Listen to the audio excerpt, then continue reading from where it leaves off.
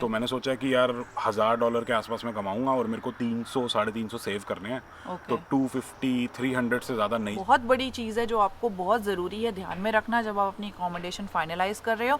So hi everyone, welcome back to my channel. I hope you guys are doing good. So आज इस video में हम बात करने वाले हैं how to find accommodation in Canada, क्योंकि ये हाई डिमांडिंग इतने सारे कमेंट्स और डीएम्स आ रहे हैं कि हम किचनर मूव हो रहे हैं, लंदन मूव हो रहे हैं, तो किस तरीके से अकोमोडेशन फाइंड करनी है। और हम बात करेंगे कि कौन कौन सी गलतियां अवॉइड करनी है और कौन कौन सी बातों का ध्यान रखना है। साथ के साथ गुरसाहिब जी और मैं अपना पर्सनल एक्सपीरियंस शेयर करेंगे कि जब हम कनाडा आए थे तो हमने किस तरीके से अकोमोडेशन फाइंड करी थी। So do not waste the time and let's start the video. सबसे पहली चीज़ है जिसके बारे में हम बात करेंगे वो है कि आप अपना सबसे पहले तो बजट सेट करो कि आपका क्या बजट है, राइट। सो गुरसाहिब जी, जब आप यहाँ आए थे आपने अपना कितना बजट सेट करा था कि आपको कितना रेंट पे करना होगा? मेरे को यही था यार, तब जो मिनिमम पेमेंट होती थी, मतलब जो मैं सैलरी मिलती थी वो $14 पर आवर थी। तो मैंने सोचा कि यार $1000 के आसपास मैं कमाऊंगा और मेरे को 300-350 सेव करने हैं। तो 250-300 से ज़्यादा नहीं जाना चाहिए मेरा रेंट। तो मेरे माइंड में ये था। फाइन। जब मैं यहाँ पर लैंड हुई थी तो मुझे जो मेरे एरिया के हिसाब से नायगरा थोड़ा सा महंगा रीजन है, राइट। सो मुझे पता था कि 450 और 500 होगा, तो मैं 500 पे करी थी सिंगल रूम के, राइट। सो नेक्स्ट स्टेप ये है कि आपको पता करना है कि एवरेज रेंट कितना है जिस सिटी में आप जा रहे हैं, जिस सिटी में आपने जाना डिसाइड करा है। जैसे कि वैंकूवर होगा, मॉन्ट्रियल और जैसे कि टोरंटो, बिग सिटीज़ जो होती हैं, इसका जो एवरेज रेंट सिंगल रूम का होता है 700 से 1000 तक आराम से जाएगा, ठीक है। तो इसलिए लोग प्रेफर करते हैं हम जैसे कि हम छोटी सिटीज़ में जाएं ताकि हमारा पैसा बच सके, ठीक है। और अगर आपको अपार्टमेंट इस तरीके से कोई अपना पर्सनल 1 BHK अपार्टमेंट या स्टूडियो अपार्टमेंट लेना है तो वो 1200 से 1500 के बीच में आराम से, बड़ी सिटी में आराम से 1500 के आसपास होगा और छोटी सिटी में 1100-900। एग्जैक्टली। जब हम आए थे तब तो रेंट बहुत कम थे। अब जो मैंने 5 दिया था वो 650 हो चुका है, क्योंकि मैंने देखी थी फेसबुक पोस्टिंग। और आपका क्या है? मैंने जो सबसे पहला रेंट दिया था 197 दिया था। तो वो तो इंक्रीज हुआ ही होगा ऑब्वियसली, मतलब वो पूरा घर था, उसका रेंट था 1200 के आसपास। तो हम कुछ लोग रहते थे और वो डिवाइड किया हुआ था। ओह या। 6 लोग रहते थे, 3 भले कमरे टाइम पे आ गए थे मतलब हम। हाँ, लेकिन फिर भी इतने भी भले टाइम पे नहीं है। इतना भला नहीं था। गुरसाहिब जी का हमेशा से ही यही चीज़ है। सो अब हम नेक्स्ट बात करते हैं कितने टाइप की स्टूडेंट हाउसिंग है, क्योंकि हमेशा से लोगों को एक डाउट रहता है कि घर होगा वहाँ पर हमें कमरा मिल जाएगा। ऐसा नहीं है, अलग अलग तरीके की, जरूरी नहीं है। एग्जैक्टली। सो एक तो होता है हमारा शेयर्ड अपार्टमेंट, शेयर्ड हाउसिंग, और होता है ऑन कैंपस हाउसिंग, राइट। सो अब हम बात करते हैं अपार्टमेंट्स की। अपार्टमेंट बेसिकली यही होता है कि एक बिल्डिंग होती है, जैसे अपनी इंडिया में बिल्डिंग्स होती हैं, उसके अंदर सारे अपार्टमेंट्स वगैरह होते हैं। वैसा ही हिसाब किताब होता है। 1 BHK हो सकता है, 2 BHK हो सकता है, 3 BHK हो सकता है, फिर स्टूडियो अपार्टमेंट हो सकता है।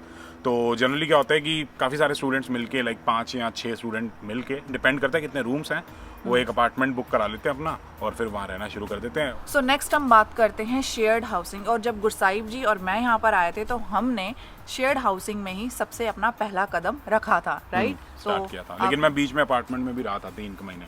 That's good. लेकिन मोस्ट ऑफ द टाइम मैं शेयर्ड हाउस में ही रहा था।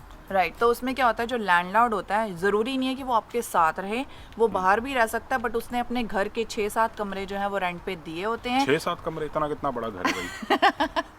कितना भी बड़ा हो सकता है, राइट। क्योंकि मेरे वाले में तो 5 थे, खैर ठीक है। वो बेसमेंट हो सकता है या अपर ग्राउंड फ्लोर हो सकता है। जितने भी कमरे होंगे उसने इंडिविजुअली सबको रेंट पे चढ़ा रखे होंगे। आपको शेयरिंग पे मिल जाएगा या फिर इंडिविजुअली मिल जाएगा, जो भी अवेलेबल होगा, जो भी आपकी प्रेफरेंस हो। दूसरा शेयर्ड हाउस ये हो सकता है कि आप सारे स्टूडेंट्स मिलके एक पूरा का पूरा घर रेंट पे ले सकते हो और फिर जो भी रेंट होगा आप सब में इक्वली डिस्ट्रीब्यूट हो जाएगा। तो ये हिसाब किताब रहता है। बट दोनों बढ़िया रहते हैं, दोनों में कोई दिक्कत नहीं आती, कोई दिक्कत नहीं। लेकिन शेयर्ड जो लैंडलॉर्ड होस्ट करता है उसमें फ़ायदा ये होता है कि वो मेंटेनेंस, सारा साफ सफाई कराना वो उस लैंडलॉर्ड का जिम्मेवारी होती है।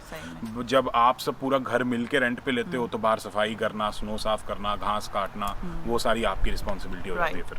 सो नेक्स्ट हम बात करते हैं ऑन कैंपस हाउसिंग की। So on campus housing basically क्या होते हैं? हॉस्टल हो गया, जैसे इंडिया में हॉस्टल होता है वही ऑन कैंपस हाउसिंग होगी, स्टूडेंट रेजिडेंस हो गया। तो बेसिकली क्या होता है, जब आप आने वाले होगे आप कॉलेज को कांटेक्ट कर लेना, वो कॉलेज वाले आपको ऑन कैंपस हाउसिंग वालों को कांटेक्ट नंबर दे देंगे।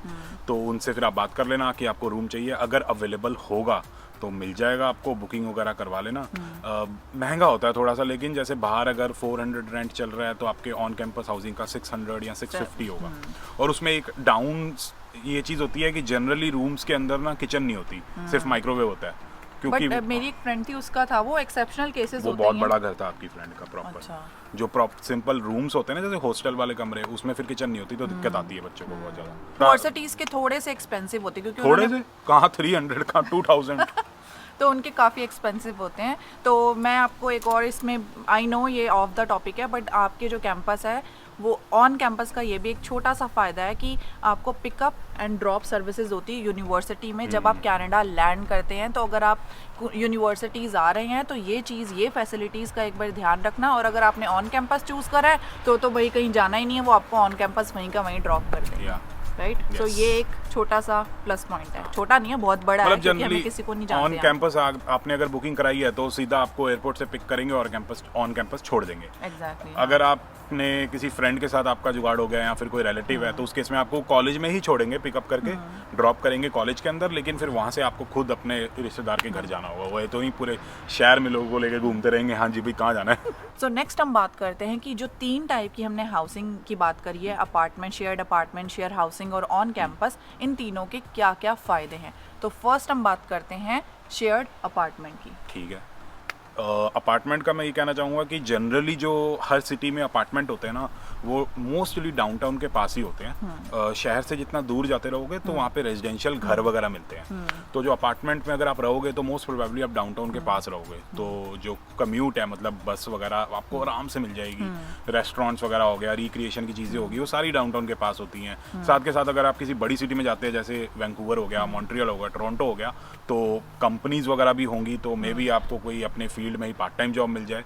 सो नेक्स्ट हम बात करते हैं शेयर्ड हाउसिंग की। शेयर्ड हाउसिंग चाहे लैंडलॉर्ड होस्ट कर रहा है या फिर आप सब मिलके एक घर ले रहे हो, उसका फ़ायदा ये है कि आपको पूरी की पूरी स्पेस मिलती है। आपको बेसमेंट मिलेगा, आपको बैकयार्ड मिलेगा टाइम पास करने के लिए, फ्रंट यार्ड होगा और फ्रीडम एंड सारे रूम्स इंडिपेंडेंस मिलेंगे। बहुत ज़्यादा हाँ, और प्रॉपर प्राइवेसी होती है, कोई दिक्कत नहीं होती, पूरी किचन मिलती है, कोई टेंशन नहीं होती, तो बढ़िया रहता है। पार्टी करो, एंजॉय करो। हम यही करते थे, हम बेसमेंट में पार्टी करते थे, बैकयार्ड में हम क्रिकेट खेलते थे, फुटबॉल खेलते थे। तो सही में थोड़ी सी फ्रीडम होती है सच में, और ना ही आपको कोई बोलता है कुछ, क्योंकि सभी बच्चे होते हैं तो मज़ा आता है। वो सोशल सर्कल बनता है, आपको कम्युनिटी में थोड़ा सा एक्सप्लोर करने का मौका मिलता है। राइट, बट एक चीज़ है, एक चीज़ मैं बताना चाहूँगा कि अपार्टमेंट में क्या होता है, जो आसपास की स्नो साफ करना हो गया या फिर ग्रास वगैरह काटना हो गया या फिर बिल्डिंग की मेंटेनेंस होगी, उसकी आपको टेंशन नहीं होगी। लेकिन अगर आप शेयर्ड हाउसिंग में रहोगे, घर वगैरह रेंट करके रहोगे, तो उस केस में आप सारी की सारी रिस्पॉन्सिबिलिटी आपकी होगी। और नेक्स्ट हम बात करते हैं ऑन कैंपस हाउसिंग की।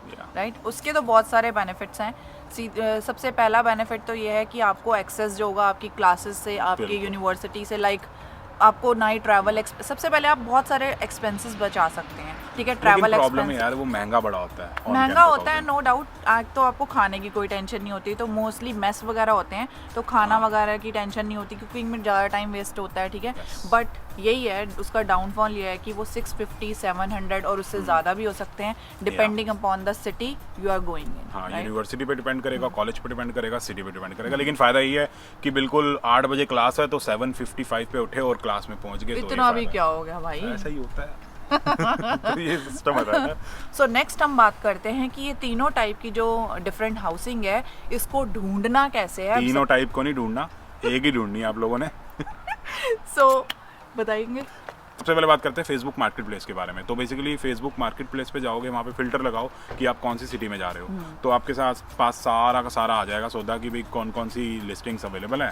उनको सीधा मैसेज भेजो कि भाई आप इस सिटी में आ रहे हो, इतनी तारीख को आ रहे हो और आपको रेंट पे रूम चाहिए, क्या ये जो आपने लिस्टिंग करी हुई है ये अवेलेबल है, तो वो बता देंगे। आप बातचीत करो और आपको मिल जाएगा और आप वहाँ पे पहुँच जाना।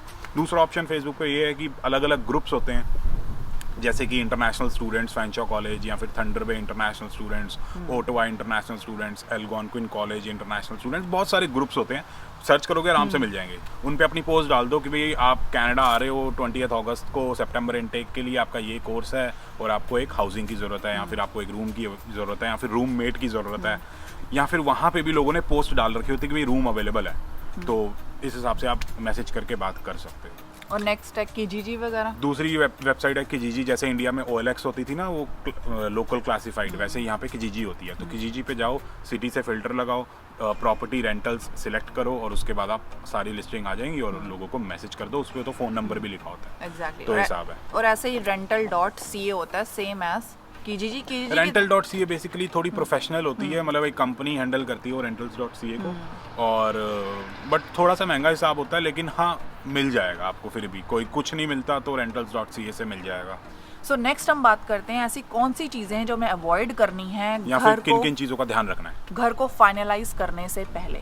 ठीक है, तो सबसे पहला काम तो यही करना है आपको कि लीज ज़रूर साइन कर लेनी है, चाहे अपार्टमेंट है, चाहे घर है, चाहे जो मर्जी आप रेंट पे ले रहे हो, लीज ज़रूर साइन कर लेना। ठीक है, चाहे आप अकेले हो, चाहे ग्रुप में घर ले रहे हो, जो मर्जी कर रहे हो, लीज पे आपका नाम ज़रूर होना चाहिए। उसके कुछ बेनिफिट्स होते हैं, जब आप टैक्स वगैरह फाइल करोगे तो थोड़ा सा अमाउंट आपको वापस आता है। ठीक है, एक तो ये छोटा सा फ़ायदा है, और दूसरा फ़ायदा ये है कि जो लैंडलॉर्ड होगा वो आपको किसी भी तरीके से एक्सप्लॉइट नहीं कर पाएगा, क्योंकि ऐसा लीज साइन नहीं की तो आप कच्चे रह रहे हो वहाँ पे। ठीक है, कच्चा वर्ड हो गया, तो कल को वो कह दे कि भाई अगले महीने से आपका $100 रेंट बढ़ रहा है, खाली कर दो, खाली कर दो कल से। तो वो कुछ भी, मतलब बहुत सारे लोगों ने यूट्यूब पे वीडियो भी बना रखी है कि मैंने लीज साइन नहीं की थी तो मेरे को यही प्रॉब्लम्स आई थी। तो लीज साइन ज़रूर कर लेना यार, मेरा पर्सनल सजेशन है, मेरा पर्सनल एक्सपीरियंस है कि लीज साइन ज़रूर कर लेना। और क्या कहते हैं उसे, अपनी कोई भी पर्सनल डिटेल्स लाइक बहुत ज़्यादा, जैसे कि आपने अपनी ID card they the, that's final. आपने अपने बहुत ज़्यादा पर्सनल सिन डिटेल्स, नंबर मत दे देना कि कनाडा है सिन नंबर मिला, लैंडलॉर्ड ने सिन नंबर मांगा, आपने सिन नंबर दे दिया बैठ के। कुछ नहीं देना होता। कोई भी पर्सनल डिटेल्स शेयर नहीं करनी है, और आपको कोई टोकन मनी नहीं देनी है एडवांस में। ठीक है, कि लोग कहते हैं कि ओके हमें $1000 दो अभी तभी हम रिजर्व होगा, वो बंदे को वहीं छोड़ दो, क्योंकि वहाँ पर घोटाला है। राइट, वो सबसे बड़ा हो सकता है घोटाला, कि आप इंडिया में बैठे हो और वो कह रहा है कि $400 या $500 भेज दो मेरे को, मतलब चांसेस हैं कि पंगा हो जाए, तो उस पंगे में पड़ना ही क्यों है। पढ़ना ही क्यों है, तो इन सब बातों का आपको बहुत ज़्यादा ध्यान रखना है। बाकी आप ये भी कहोगे कि अगर हम टोकन मनी नहीं भेजेंगे तो हम कनाडा आके रहेंगे कहाँ, तो आप किसी तरीके से कोई टेम्परेरी अकोमोडेशन ढूंढने की कोशिश करो। फेसबुक के थ्रू मिल जाएगी, कोई 3 दिन के लिए आपको अकोमोडेट कर लेगा, या फिर ग्रुप वगैरह के थ्रू कोई ना कोई आपको हेल्प कर देगा, या फिर ऑन कैंपस हाउसिंग है, कोई रिलेटिव, कोई फ्रेंड, कुछ ना कुछ करके टेम्परेरी हाउसिंग ढूंढ लो। यहाँ पे आ जाओ, 3-4 दिन रहो, देखो सिटी का क्या हिसाब किताब है, कॉलेज जाओ, बच्चों से बात करो कि सिटी में कौन सी जगह सही है रहने के लिए, कौन सी जगह खराब है, उसके बाद अपनी अकोमोडेशन परमानेंट वाली ढूंढो। लास्ट हम बात करते हैं कि एक बहुत बड़ी चीज़ है जो आपको बहुत ज़रूरी है ध्यान में रखना जब आप अपनी अकोमोडेशन फाइनलाइज कर रहे हो, कि कन्वीनियंट स्टोर, ग्रोसरी स्टोर, ये सब पास में होना चाहिए। और सबसे बड़ी चीज़, बस स्टॉप आपके घर के वॉकिंग डिस्टेंस के 2 मिनट या 5 मिनट से ज़्यादा नहीं होना चाहिए। क्योंकि प्रॉब्लम क्या है कि बस स्टॉप ऐसा कोई दिक्कत नहीं है, कनाडा बहुत सुंदर है, बस स्टॉप पे जाओगे मज़ा आएगा चलने में, लेकिन मज़ा तब नहीं आएगा जब सर्दियाँ होंगी, जब विंड चिल चल रही होगी, लाइक -20 डिग्री टेम्परेचर होगा और हवा चल रही होगी -30, -35 फील्स लाइक होगा, तो 5 मिनट 50 मिनट की तरह लगते हैं। सो गाइज, आई होप ये वीडियो आपके लिए यूजफुल होगी। जो भी स्टूडेंट सितंबर में आ रहे हैं और जिन्होंने हमें टेक्स्ट करा, ये उन्हीं स्टूडेंट्स के लिए है, इनको भी रोज़ बहुत आते हैं, मुझे भी आते हैं। सो ये उन सब के लिए आंसर था। आई होप आपको ये वीडियो अच्छी लगी होगी तो लाइक, शेयर एंड कमेंट तो कर ही देना। बाकी अपने क्लास के स्टूडेंट्स के साथ रूम शेयर मत करना या घर शेयर मत करना, बड़ी दिक्कत आती है। मेरे चैनल पे जाके चेकआउट कर सकते हो क्यों, और वो मैं लिंक डिस्क्रिप्शन में डाल दूंगी। सो बिल्कुल नहीं करना। मिलते हैं अगली वीडियो में, तब तक के लिए बाय बाय।